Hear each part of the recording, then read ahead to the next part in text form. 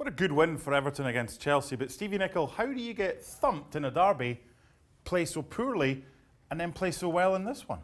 I think you've got to call it the Duncan factor, to be honest. This was no frills football, is what it was. This was no passing out for the back. This is hit the centre forward, everybody get around them, and if not, get it in behind. I mean, it's called blood thunder, it's called guts and hard work. And every single thing that Everton got today, they had to work for it. I liked a little bit of bad defending from Chelsea, giving the ball away in the wrong areas. But this was absolutely no frills football whatsoever. We'll get to Chelsea in a minute, but Duncan Ferguson comes in, his first game. They win comfortably. Can he be considered for the job? Would you be worried after what happened with Ole Gunnar Solskjaer? It's a little early, one game. No, I'm just saying. But look what he's done. You've just said he's galvanised the team. They were rudderless beforehand. He should be in consideration, shouldn't he? Well, listen, if he wins every game that he's in charge of, then it would seem logical. But the way they played today, I think you can do that at home. I don't think you can do that away from home. That's the problem he's going to have. Yes, Duncan can get the crowd going. He's an absolute legend there. Everybody loves him. And so the fact that everybody was up for this game wasn't a surprise. It was a little surprising that Chelsea got kind of caught on the hop.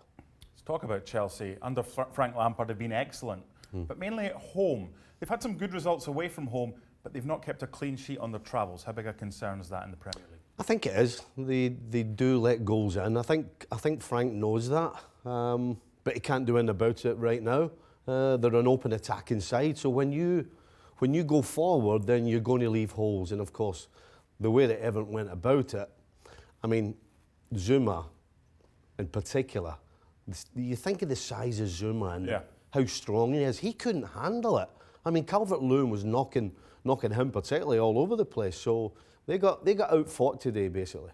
How does he go back to basics, Lampard, and shore things up? Because they're going to score for fun with the talent that they've got.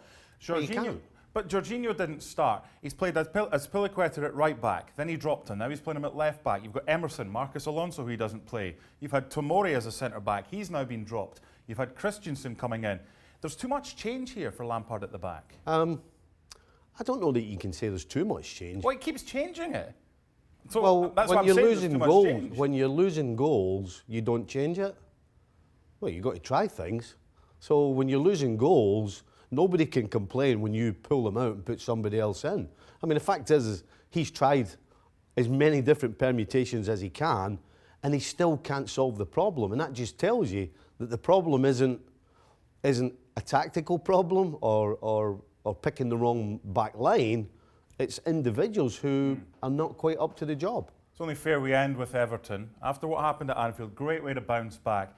Is this one swallow in a summer and all that? Is this just a flash in the pan? Or can they build on that away from home as well, as you mentioned earlier? I think it won't be a flash in the pan at home. I think you can expect this type of football at home when Duncan's in charge.